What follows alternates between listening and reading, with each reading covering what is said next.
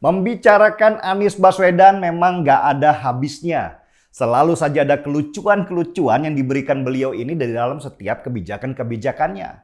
Kita sebagai warganet seperti nggak kehabisan bahan untuk bicarakan apa saja yang dia lakukan. Dengan humor tentunya, karena kalau serius pastilah kita kesal. Sejak masuk dunia politik, Anies Baswedan adalah orang yang sangat ambisius untuk jadi orang nomor satu di negara ini.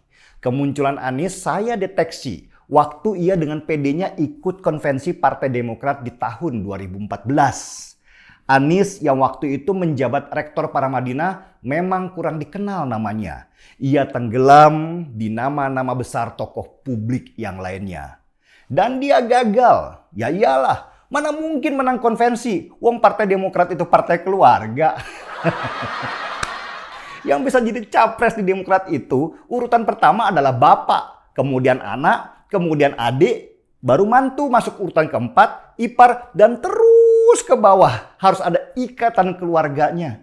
Anies siapa? Kalau Demokrat mau konvensi capres, kan itu hanya bagian dari pencitraannya saja. Anies yang jago pencitraan harus mengakui kalau dalam hal ini dia nggak ada apa-apanya dibandingkan keluarga Cikeas.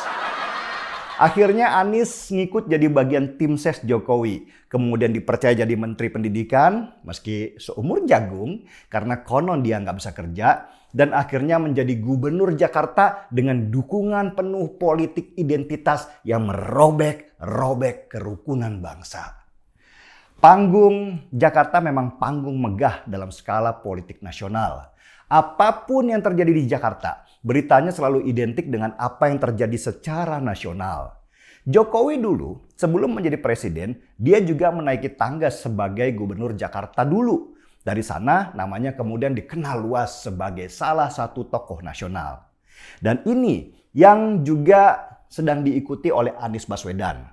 Tepatnya bukan Anies sih menurut saya, karena dia hanya pion saja. Ada orang-orang besar di atasnya yang memainkan Anies karena dia penurut dan tidak keras kepala seperti Jokowi.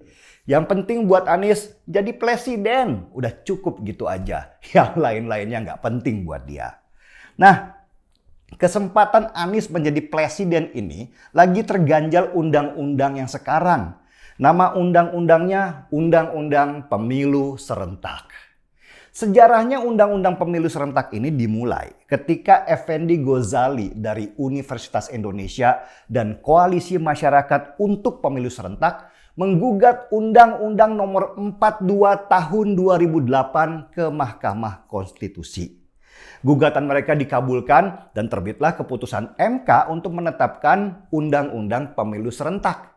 Alasan MK, pemisahan penyelenggaraan pilpres dan pemilihan legislatif adalah inkonstitusional dan pemilu serentak dianggap lebih efisien. Dan tahun 2016 kemudian lahirlah yang namanya Undang-Undang Pemilu Serentak.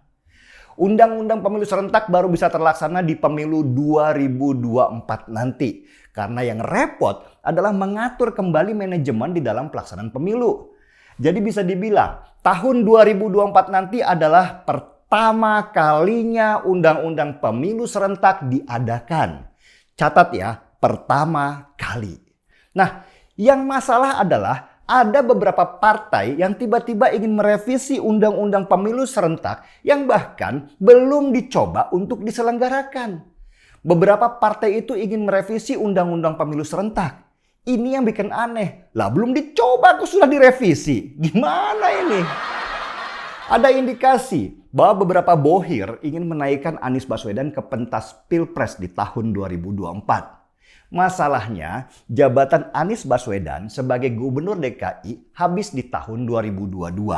Selama 2 tahun sebelum tahun 2024, maka jabatan Gubernur DKI dan banyak jabatan kepala daerah lainnya kosong dan diisi oleh pelaksana tugas dari Kementerian Dalam Negeri. Inilah yang menjadi sumber permasalahan karena ada yang ingin memaksa Undang-Undang Pemilu Serentak tahun 2024 tidak jadi terlaksana karena ingin mengangkat seseorang yang diunggulkan. Aneh juga ya. Dan yang lucunya, Mereka yang memaksa itu kemudian menyebarkan narasi bahwa partai yang tetap ingin melaksanakan pemilu serentak di tahun 2024 karena ingin menjegal Anies Baswedan. Mereka yang sibuk sendiri, yang pengen ubah undang-undang sendiri, ribut-ribut sendiri, yang disalahkan orang lain. Tetapi karena desakan itu datangnya dari DPR RI yang menyusun undang-undang, maka penyelesaian juga harus datang dari DPR. Istilahnya, harus ada keputusan berdasarkan suara terbanyak. Catat ya, ada 575 anggota DPR di Senayan. Mereka akan ambil suara. Kalau yang terbanyak suaranya adalah mereka yang setuju Undang-Undang Pemilu Serentak 2024 batal dan kembali ada pemilu di 2022, maka Anies Baswedan aman untuk bertarung kembali menjadi calon gubernur DKI dan langkahnya kemudian mulus untuk ikut Pilpres 2024 seperti yang pernah dilakukan oleh Jokowi. Tetapi sayang disayang, mimpi Anies harus melayang. Beberapa partai besar seperti PDI Perjuangan, Gerindra, dan Golkar menolak revisi Undang-Undang Pemilu Serentak. Mereka bertiga saja sudah cukup suara untuk membatalkan keinginan sebagian dari partai yang ingin revisi. Itu masih belum ditambah dari PAN, PKB, dan P3 yang juga ikut menolak. Jadi siapa sih yang ngotot supaya pemilu kembali ke tahun 2022? Ternyata Nasdem, Demokrat, dan sebuah partai yang tidak asing namanya di dunia persilatan, yaitu PKS.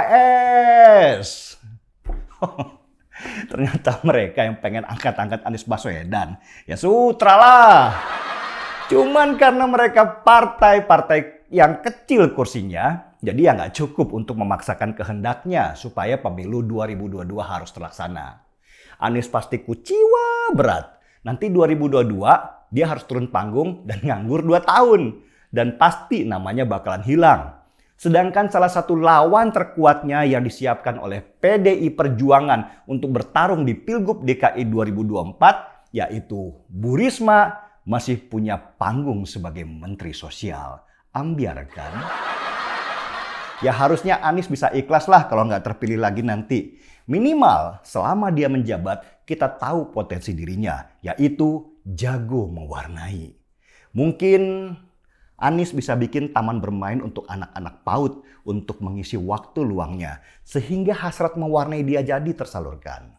Ya nggak jadi Presiden Republik Indonesia, tapi kan bisa jadi Presiden warna-warna. Yang penting tetap ada gelar presidennya. Oke Bro Anies, jangan kecewa ya. Tetap putus asa, jangan pernah semangat. Seruput kopi dulu bro.